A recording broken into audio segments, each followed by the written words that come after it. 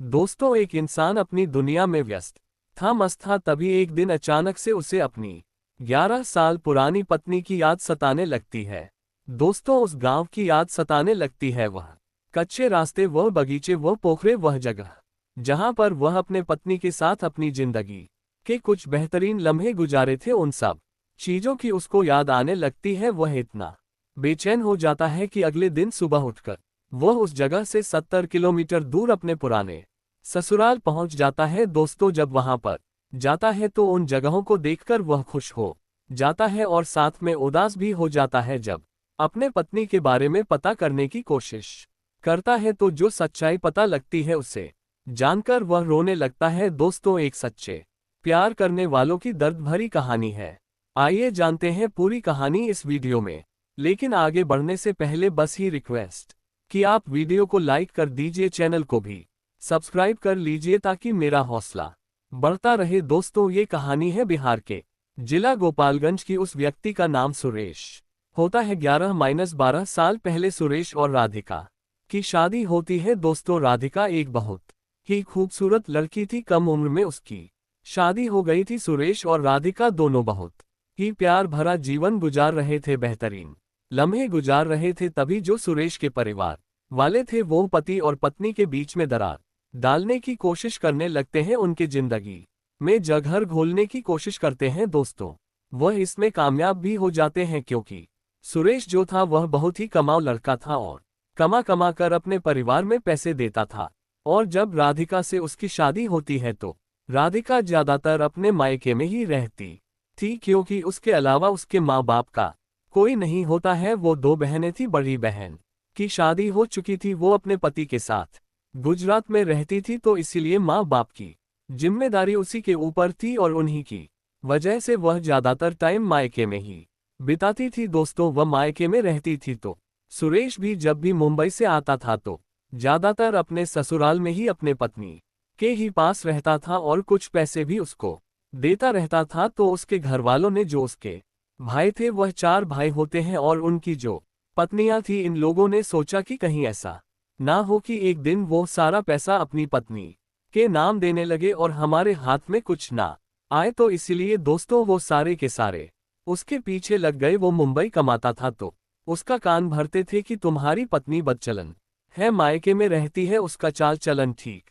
नहीं है, तुम पैसे देते हो, इधर उधर उड़ाती है, इनसे बात करती है, उनसे बात करती है, हमने उसको यहाँ पकड़ा वहां पकड़ा, तमाम तरह की बातें। दोस्तों, इस कदर उनके जिंदगी में वो लोग जहर घोल देते हैं कि पति पत्नी एक दूसरे का साथ छोड़ देते हैं। राधिका हमेशा के लिए अपने मायके चली जाती है और सुरेश जो था वह अपने भाइयों में, बंधुओं में रह जाता है और लगातार पैसे कमाकर अपने परिवार में देता रहा। साल में मुश्किल से 15 दिन 20 दिन के लिए अपने गांव आता था, बाकी वह मुंबई में ही रहता था। सेंटिंग का फोरमैन था, अच्छे खासे पैसे कमाता था। लेकिन एक बार मुंबई में ही उसका एक्सीडेंट हो जाता है, उसका पांव टूट जाता है। वहां पर वह उसका इलाज करवाता है, प्लास्टर लगवाता है और ये सोचकर घर चला आता है कि घर पर मेरे इतने परिवार है, मेरी वहां पर देखभाल अच्छी तरीके से हो जाएगी, यहाँ पर 2-3 महीने में क्या करूंगा। लेकिन दोस्तों, जब सुरेश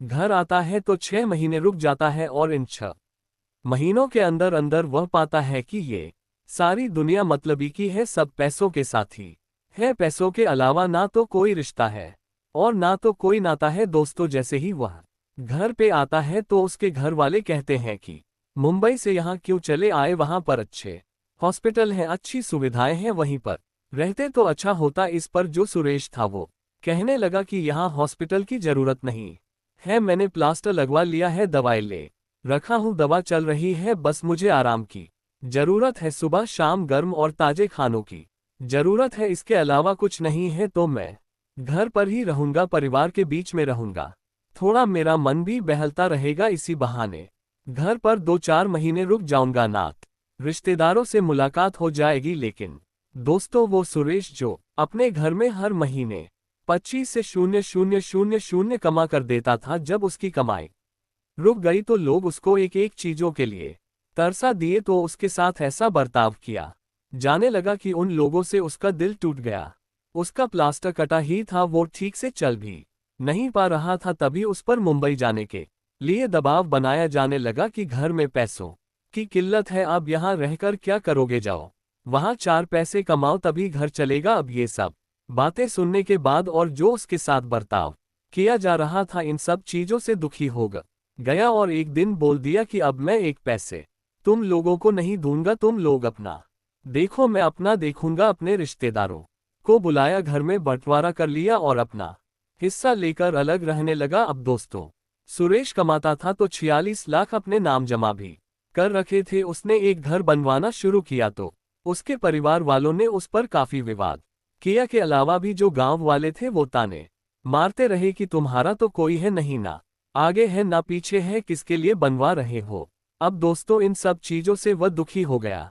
बस एक दिन यूं ही उसे अपनी पत्नी की याद आने लगी। दोस्तों, अगले दिन वो मोटरसाइकिल उठाता है, वहां से 70 किलोमीटर दूर उसके पत्नी का गांव था, वहां पर जाकर पहुंचता है तो दोस्तों वहां पर जमाना बदल चुका था। एक पुरानी चाय की दुकान थी जहां पर वह पहले बैठकर चाय पीता रहता था। अब की बार देखा तो दुकान बंद थी, कई सारे नए दुकान खुल चुके थे। फिलहाल वहां पर बैठा चाय पिया उन सब जगहों को निहारने लगा जहां पर उसकी की पत्नी उसको विदा करने आती थी। जब भी वह ससुराल आता था, उसकी पत्नी उसको जबरदस्ती रोक लिया करती थी। 2 दिन के लिए आता था, 20 दिन उसको रोक लेती थी और वहां तक चौराहे तक उसको विदा करने के लिए आती थी। यही सब जगह वो निहारने लगता है। उसके बाद चाय पीने के बाद सोचता है कि अच्छा चलो अब उसके घर चलकर देखता हूँ। दोस्तों, मास्क लगा लेता है, हेलमेट लगा लेता है, बाइक पर बैठता है और बीच गांव में उसके ससुर का घर होता है। जब वहां पर जाता है घर के सामने तो देखता है कि उसके सास और ससुर दोनों जीवित थे।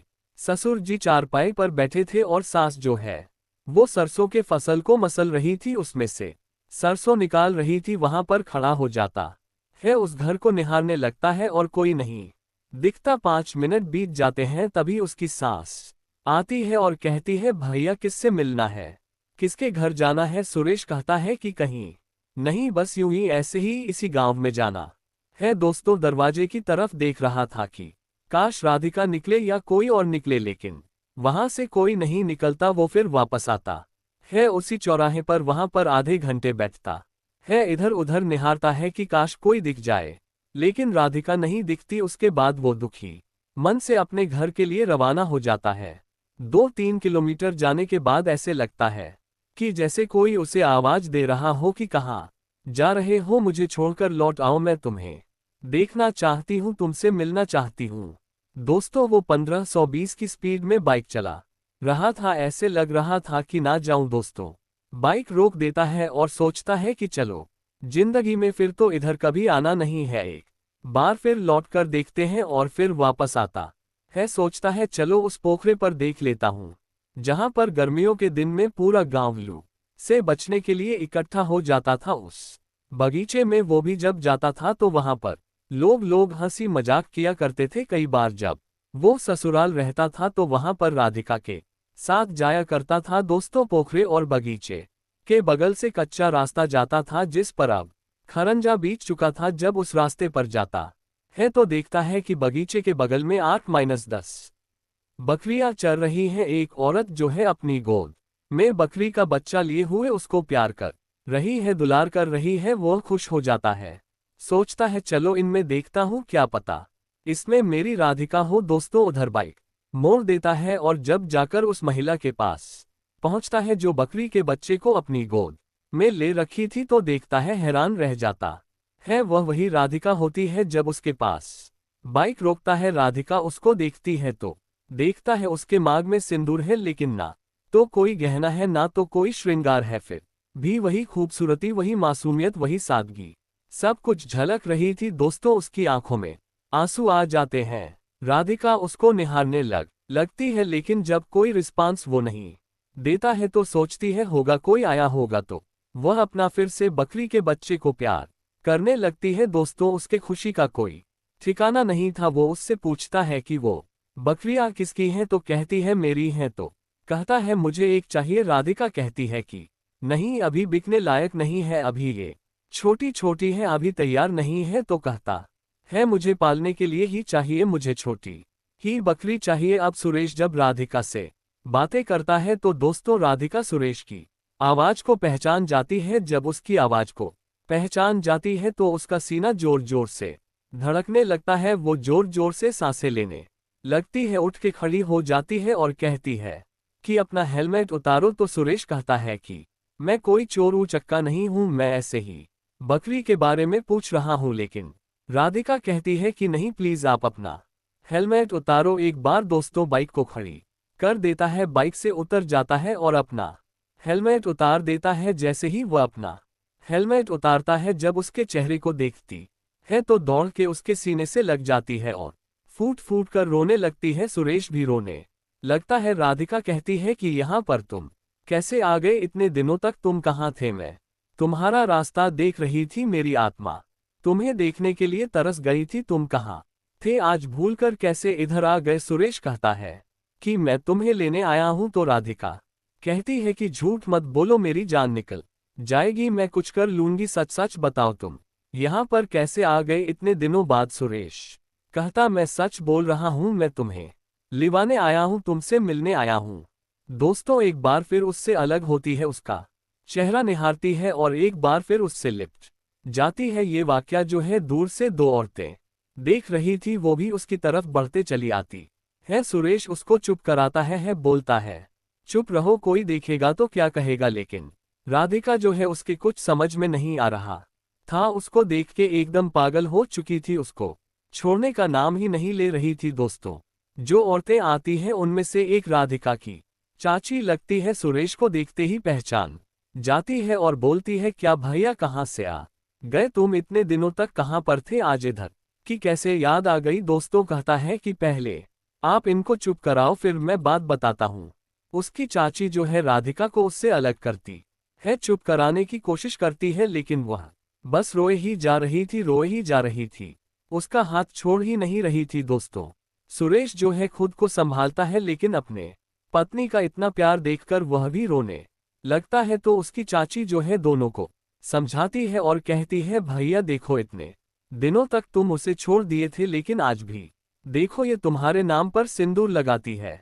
हम कहते हैं कि क्यों लगाती हो जब पति साथ नहीं रहता? तो कहती है कि साथ में नहीं रहता तो क्या हुआ, मर तो नहीं गया है, जिंदा है कहीं ना कहीं, तो मैं इसीलिए लगाती हूँ और इसी बहाने उसको याद करती रहती हूँ। तो देखो भैया, ये अभी भी तुम्हारे नाम पर अपनी जिंदगी काट रही है, स्कूल में आया का काम करती है, 000 वहां से मिलते हैं और इन बकरियों से रुपए 1000 साल में इसको मिल जाता है। बूढ़े माँ बाप है, उनकी दवाई का खर्चा है, किसी तरीके से मेहनत मजदूरी करके अपनी जिंदगी गुजार रही है। भैया तुम तो छोड़ के चले गए, बाल बच्चे वाले हो गए होंगे, तुम्हारा क्या पूछना, लेकिन आज देखो कैसे फिर भी पागल की तरह तुमसे लिपट के रोए जा रही है। तो सुरेश कहता है कि नहीं चाची, मेरा भी इस दुनिया में कोई नहीं है, मैंने भी शादी नहीं करी है, मैं भी अकेला ही हूँ चाची, मैं तो राधिका से मिलने आया हूँ, या यूँ कहो कि मैं इसको लेने आया हूँ। दोस्तों जब उसकी चाची यह बात सुनती है बहुत खुश